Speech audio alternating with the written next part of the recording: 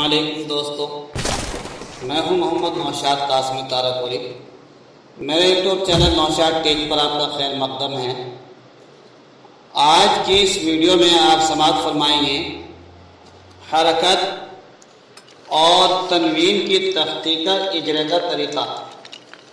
آپ نے حرکت اور تنوین کی تختی سے متعلق ویڈیو سماعت کی ہیں، ویڈیو دیکھی ہیں، ان کے پڑھنے اور پڑھانے کا طریقہ بھی دیکھا ہے۔ حرکت اور تنوین کا آپ نے قاعدہ بھی سنا، اور اسی طریقے سے حرکت اور تنوین کی تختی کی جو ترتیب ہے ایسی کیوں ہے، اس کے بارے میں بھی کچھ معلومات آپ نے سنی ہیں۔ آج آپ دیکھیں گے اس ویڈیو میں حرکت اور تنوین کی تختی کا اجرا۔ ان دونوں تختی کا اجرا کیسے کرائیں گے، کیونکہ کوئی بھی چیز بغیر مشق کے حاصل نہیں ہوتی۔ جب کسی چیز کے اوپر بار بار مشق کی جائے گی، ایک لفظ کو، ایک حرف کو بار بار بولا جائے گا، تو پھر وہ دل کے نہا خانوں کے اندر نقش ہو جاتا ہے، اور وہ پتھر کی طرح دل کے اوپر ایک کندہ ہو جاتا ہے۔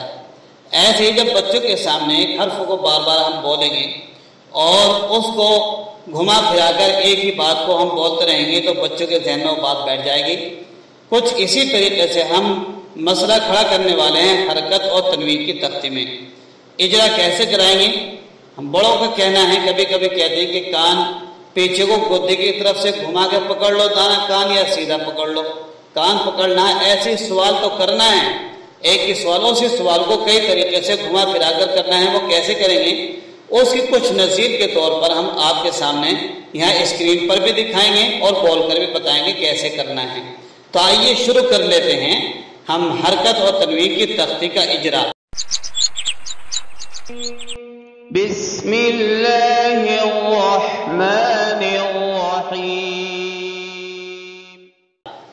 دیکھیے، جب بچہ حرکت اور تنوین کی تختی مکمل کر لے تو آپ بچوں سے سوال کریں کہ حرکت کس کو کہتے ہیں، حرکت کس کو کہتے ہیں۔ بچہ نے اگر قاعدہ پکا یاد کر رکھا ہے تو فوراً بتلا دے گا ایک زبر، ایک زیر اور ایک پیش کو حرکت کہتے ہیں، فوراً بتلا دے گا۔ ایسے پھر جب بچہ جواب دے دے، فوراً کہیں آپ حرکت والے حرف کو کیا کہتے ہیں۔ بچہ فوراً جواب دے گا حرکت والے حرف کو متحرک کہتے ہیں، یا سمپل سا کہہ دے متحرک کہتے ہیں۔ اب سوال کریں متحرک مکسور کس کو کہتے ہیں۔ بچے کو اگر ذہن میں ہوگا تو بتا دے گا ایک زیر والے حرف کو متحرک مکسور کہیں گے، خالی کہہ دے ایک زیر والے حرف کو۔ اسی طریقے سے ایک زبر والے حرف کو کیا کہتے ہیں، تو متحرک مفتوح، سمپل سے جواب دے دیں۔ لیکن یہ وہی بچہ جواب دے پائے گا جس بچے کو یہ قاعدہ حرکت کا یاد ہوگا۔ ایسے ہی اب آپ نے اس سے پہلے حرکت کے بارے معلوم کیا، آپ معلوم کریں اگر کسی حرف کے اوپر ایک پیش ہو تو اس کو کیا کہیں گے، یعنی متحرک مضموم کے ہیجے کی، یہ متحرک مضموم کے ہیجے کراؤ، یعنی لام پیش لو، یہ مثال کے طور پر بتایا۔ آپ ایسے معلوم کریں متحرک مکسور کے ہیجے کریں، متحرک مفتوح کے ہیجے کریں۔ بچہ حرف کا انتخاب اپنی طرف سے کریں اور آپ بتاتے رہیں۔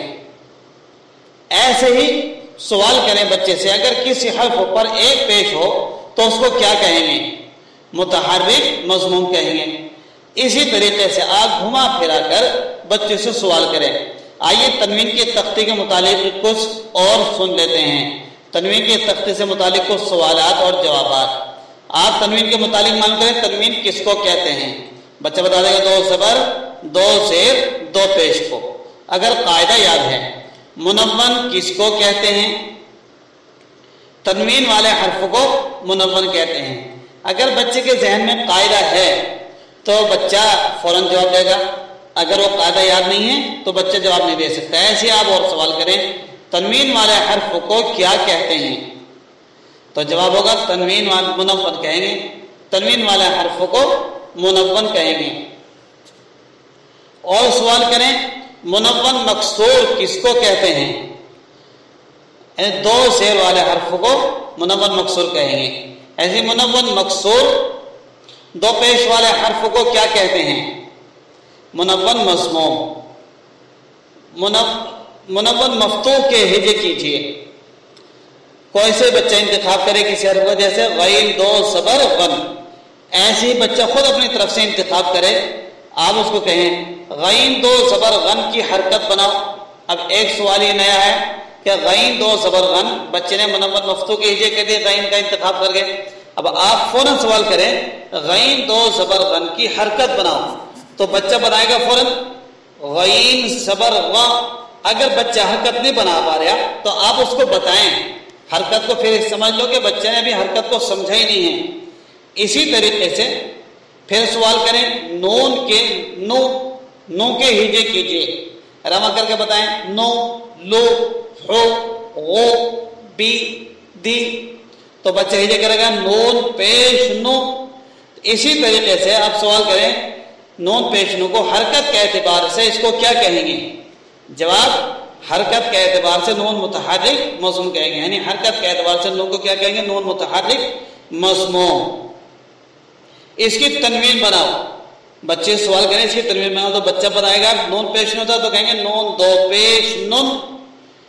اب تنوین کے اعتبار سے اس کو کیا کہیں گے؟ آپ فوراً سوال کریں نون منون مضموم. اسی طریقے سے آپ اسی طرح سوالات کرتے رہیں، گھما پھرا کر سوالات کرتے رہیں. جب یہ تختی آپ اس طریقے سے سوالات کریں گے، اب بچے سے کہیں گے کہ اس تختی کی رواں پڑھ کے لاؤ. بچہ رواں پڑھ کر آئے گا، جیسے آ ای او ہا ہی ہو آ غی عو ہا ہی ہو.